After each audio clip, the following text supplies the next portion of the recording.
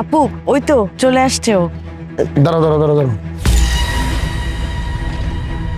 কি ব্যাপার দোলা, তুই না বলছিলি তোর বয়ফ্রেন্ড অনেক রিচ? তোর বয়ফ্রেন্ড সামান্য একটা অটোতে করে আসছে? আপু আমিও তো বুঝতে পারছি না, হয়তো কোনো কিছু হয়েছে। একটু দাঁড়াও। হ্যাঁ দোলা, তোমার কাছে 50টা টাকা হবে? কেন 50 টাকা দিয়ে তুমি কি করবে? না মানে অটো করে আসছি তো, ওই অটো ভাড়াটা দেওয়ার জন্য। মানে 50 টাকা থাকলে দাও। আপু 50টা টাকা হবে?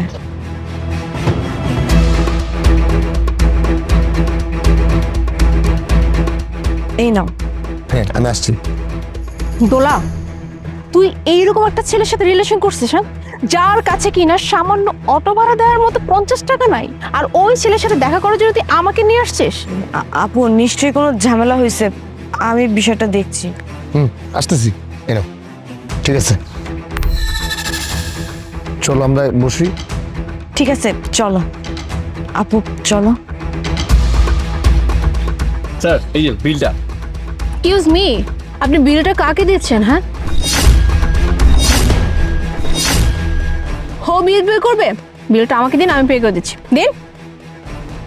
আপু বিলটা ও পে করে দিবে। আই, তুই চুপ কর। হ্যাঁ, যে কিনা সামান্য 50 টাকা অটো ভাড়া দিতে পারে না, সে আবার দিবে রেস্টুরেন্টের বিল? আপু এক্সকিউজ মি, শাট আপ। হ্যাঁ, তুমি কেন কথা বলতেছো? তুমি একটা কথাও বলো না। শোনো, আমি তো তোমার সাথে দেখাই করতে আসতে চাইনি। এটা তো আমার বোন আমাকে অনেক রিকোয়েস্ট করছে যে আপু প্লিজ চলো ওর সাথে একটু দেখা করো, তাই আমি তোমার সাথে দেখা করতে আসছি। বাট তোমার স্ট্যাটাস আর আমার স্ট্যাটাস কখনো দেখছো? হ্যাঁ, কখনো এইটা ভেবেছো যে তুমি কার সাথে রিলেশন করো?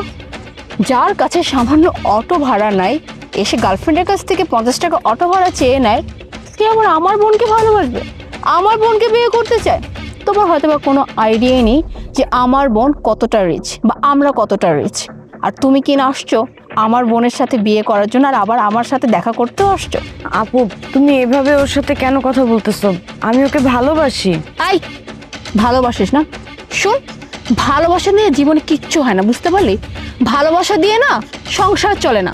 সংসার চলতে হলে না টাকা লাগে, টাকা, যেটা কিনা তোর এই ছোট লোক ফকিনি বয়ফ্রেন্ডের নাই। যে সামান্য অটোতে করে আসছে, ওকে ফাইন মানলাম, ভাড়াটা পর্যন্ত দিতে পারে না, আর সে কিনা তোকে বিয়ে করবে। আর তুই বলছিস কিনা এই ছেলেকে তুই বিয়ে করবি? ভাগ্যিস মা বাবা এখন এই কথাটা জানতে পারে নাই। মা বাবা যদি জানতে পারতো যে তুই এরকম একটা থার্ড ক্লাস ফকিনি ছেলের সাথে রিলেশন করছিস, ইভেন বিয়েও করতে চাস, মা বাবা না জানি কি করতো। আর তোর তো কোনো আইডিয়াই নেই মা বাবা কত ভালো ভালো ছেলে তোর জন্য ঠিক করেছে। হ্যাঁ, আমরা কত ভালো ভালো ছেলে তোর জন্য খুঁজতেছিলাম, ডাক্তার, ইঞ্জিনিয়ার, পুলিশ, আর্মি, এগুলো রেখে কিনা তুই এরকম একটা ফকিনি ছেলের সাথে রিলেশন করছিস, আবার একে বিয়েও করতে চাচ্ছিস। স্ট্রেস, আমি না জাস্ট অবাক হয়ে যাচ্ছি দোলা, তুই সব ভুলে গেছিস। হ্যাঁ, তোর লাইফস্টাইল কি? আর এই ছেলেকে দেখেই তো মনে হচ্ছে এটা আস্ত একটা ফকিন্নি। আপু তুমি এইভাবে কেন ওর সাথে কথা বলছো? আচ্ছা দোলা, তুমি দাঁড়াও, আমি আপুর সাথে কথা বলতেছি। আপু আসলে এই, একটা কথাও বলবে না। কি এখন তুমি কি বলবে? হ্যাঁ, খুব ভালো করে জানি এখন তিলকে তাল বানিয়ে যা ইচ্ছা তাই বলবে, বাট আমি এতটা বোকা না। ওকে ফাইন, তুমি যেহেতু আমার সাথে দেখা করতে আসছেই, তোমাকে একটা কথা বলি, তোমার কি কোনো আইডিয়া আছে আমার বোনের মান্থলি এক্সপেন্স কত? হ্যাঁ, আমার বোনের মাসের মেকআপ খরচে যে 1 লাখ টাকা, বুঝতে পেরেছো? আমার তো মনে হয় না যে তুমি সারা বছরও 1 লাখ টাকা ইনকাম করতে পারো। আর তুমি কি না আসছো আমার বোনকে বিয়ে করতে? তোমার কোনো আইডিয়া আছে হ্যাঁ আমার বোনের লাইফস্টাইল সম্পর্কে? আরে আমার বোনকে যদি তুমি বিয়ে করো, তাহলে তো তোমার রাস্তায় ভিক্ষা করতে হবে, ভিক্ষা করো, তুমি আমার বোনকে চালাতে পারবে না। কারণ আমার বোনের লাইফস্টাইল অনেক রিচ, অনেক এক্সপেন্সিভ, বুঝতে পারলে? আরে আমার বোন তো দেশের বাইরে ছাড়া শপিংই করে না। আর আমার তো মনে হয় না তুমি এলাকার যে ফুটপাত আছে না, ওখান থেকে আমার বোনকে সামান্য একটা ড্রেস কিনে দিতে পারবে। আর তুমি আসছো আমার বোনকে বিয়ে করার জন্য। শুধু শুধু না নিজের টাইমটা নষ্ট করো না, ঠিক আছে? একটা কথা বলি, দেখা করতে আসছো ভালো কথা, খাওয়া দাওয়া করেছো এটাও ভালো কথা, আজকের পর থেকে আমার বোনের লাইফ থেকে তুমি চলে যাও, বিকজ আমার বোনকে না তুমি বিয়ে করতে পারবে না, কারণ আমার বোনের যোগ্যই তুমি না, বুঝতে পারলে? স্যার এই যে আপনার গিফট, আর গাড়িটা ঠিক হয়ে গেছে, বাইরে রাখা আছে। আমার ওয়ালেটটা কোথায়? গাড়িতে আছে স্যার। আচ্ছা ঠিক আছে, তুমি গাড়িতে যাও, আমি আসতেছি। দোলা এই নাও, এই গিফটগুলো তোমার জন্য। আই এম সরি, কি হচ্ছে এখানে? মানে আমি কিছুই বুঝলাম না। গাড়ির চাবি, এতগুলো গিফটস, মানে হচ্ছে কি সব? আমি আপনাকে বলছি আপু, আসলে আপনি যদি আমাকে কথা বলতে দিতেন তাহলে হয়তো আপনার এতগুলো কথা বলাই লাগতো না। বিষয়টা হচ্ছে আমি আপনাদের সাথে দেখা করার জন্যই বাসা থেকে বের হয়েছি আমার গাড়ি নিয়ে। আসার পথে গাড়িটা নষ্ট হয়ে যায়, তো আপনারা আমার জন্য ওয়েট করতেছেন এটা ভেবে আমি তাড়াহুড়ো করে অটো দিয়ে চলে আসি। আর তাড়াহুড়ো করে আসার সময় আমার ওয়ালেটটা গাড়ির ভিতরে রেখে চলে আসি। এই জন্য এসে আমি দোলার কাছ থেকে 50 টাকা ভাড়া নিয়ে অটো ভাড়া দিয়েছি। আর এটার জন্যই এত কিছু আমার শুনতে হলো। আসলে আপনার বোন দোলা আপনাকে আমার সম্পর্কে যা যা বলেছে সব ঠিকঠাক বলেছে। আমার নিজের পার্সোনালি 3টা কোম্পানি আছে, আর এই 3টা কোম্পানি আমি ওন করি। সো আপনি যদি আমাকে কথা বলতে দিতেন তাহলে হয়তো এই বিষয়গুলো আগেই ক্লিয়ার হয়ে যেতেন। ওহো, আই এম রিয়েলি সরি ভাই। আসলে আমারই ভুল হয়েছে। আসলে আমার উচিত ছিল তোমার কথাটা একটাবারের জন্য হলেও শোনা। আমি তোমার কথা না শুনেই এতক্ষণ যাবত না জানি কত উল্টাপাল্টা কথা বলে ফেলছে। না না আপু, ঠিক আছে। আসলে আপনার ছোট বোন তো, হয়তো আপনার ছোট বোনের জন্য আপনি একটু ওয়ারিড। এই জন্য আপনি আমাকে এইভাবে জাজমেন্ট করছেন যে আমি আসলে কতটুকু আপনার বোনের যোগ্য, আপনার বোনকে খুঁজিতে রাখতে পারবো কিনা, আপনার বোনের জন্য আমি পারফেক্ট কিনা। কিন্তু বেসিক্যালি হয়েছে কি আপু, আমাদের না মানুষকে দেখে জাজমেন্ট করাটা উচিত না।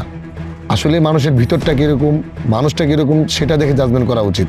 কোনো মানুষের কাছে টাকা পয়সা আছে কি না বা টাকা কতটুকু আছে এগুলো দেখে জাজমেন্ট করাটা ঠিক না। টাকাটা চাইলে পরেও ইনকাম করে নেওয়া যায়, কিন্তু মানুষের মনুষ্যত্ব, মানুষটা কীরকম, মানুষের ভিতরটা কীরকম সেটা দেখাটা ইম্পর্টেন্ট। আর তার থেকে বড় কথা হচ্ছে আপু, টাকা পয়সা দিয়ে কিন্তু সুখ কিনা যায় না। সুখ মানুষের জীবনে থাকলে এমনিতেই হয়, টাকা পয়সা না থাকলেও হয়, টাকা পয়সা থাকলেও হয়। একটা মানুষের টাকা কম আছে বা টাকা বেশি নেই এগুলো দেখে না একটা মানুষকে জাজমেন্ট করা ঠিক না। আপনার বোনের জন্য আমার মনে হয় আমার থেকে পারফেক্ট কেউ হতে পারবে না। আপু দেখেছো, আমি তোমাকে বলেছিলাম যে কোনো একটা ঝামেলা আছে, এখন তো বুঝতে পারছো। আর আমি ওকে ভালোবাসি এই কথাটা বলার পরও তুমি ওকে একটাবার কোনো কিছু বলার সুযোগ দাওনি। তুমি সবসময় চোখে যেটা দেখো সেটা নিয়ে মানুষকে কথা শোনানো শুরু করে দাও। আই এম রিয়েলি সরি দোলা, ভুলটা আসলে আমার। আমি না আসলে ওকে দেখে জাজ করে ফেলছি। আসলে আমার উচিত ছিল ওর কথাটা অ্যাটলিস্ট শোনার। বাট মাস্ট সে, তুই আসলেই তোর জন্য পারফেক্ট একজন লাইফ পার্টনার চুজ করেছিস। আসলে আমরা যেমনটা চেয়েছি যে এমন একটা ছেলে যার হাতে তোকে তুলে দিব, যে তোকে খুব ভালো রাখবে, সবসময় তুই অনেক হ্যাপি থাকবি, তুই তেমনই ছেলে তোর জন্য ঠিক করেছিস। আমাদের এখানে আর কোনো সমস্যা নাই। আর ভাই, তোমার কাছে আমি আবারও সরি বলতেছি, আমার আসলে ভুল হয়ে গেছে। আসলে কি করব বলো, একটা মতো ছোট বোন তো, অনেক আদরের। আর আমাদের অনেক স্বপ্ন যে ওকে আমরা এমন কারো হাতে তুলে দিব যে কিনা সারা জীবন ওকে অনেক ভালো রাখে, অনেক সুখে রাখে। আর জাস্ট এগুলোর জন্যই এতটা ওয়ারিড ছিলাম ওকে নিয়ে। যাই হোক, আমার এই কথার জেরে প্লিজ তুমি আমার বিয়েটা ক্যান্সেল করো না, কারণ আমার বোন দোলা সত্যি তোমাকে অনেক ভালোবাসে। জি আপু, আপনার বোন আমাকে ভালোবাসে, আমিও আপনার বোনকে অনেক ভালোবাসি। আর বাই দ্য ওয়ে, যদি আপনি চান বা আপনার ফ্যামিলি চায় তাহলে আমার বাবা মাকে আপনাদের বাসায় পাঠানোর ব্যবস্থা করব। ওকে, দ্যাটস ভেরি গুড। তাহলে আগামী উইকে ফ্রাইডেতে তোমার আব্বু আমাকে পাঠিয়ে দিবে, আমরা বিয়ের ডেটটা ফাইনাল করব। জি, তাহলে কি আপু বিলটা এখন আমি দিতে পারি? শিওর।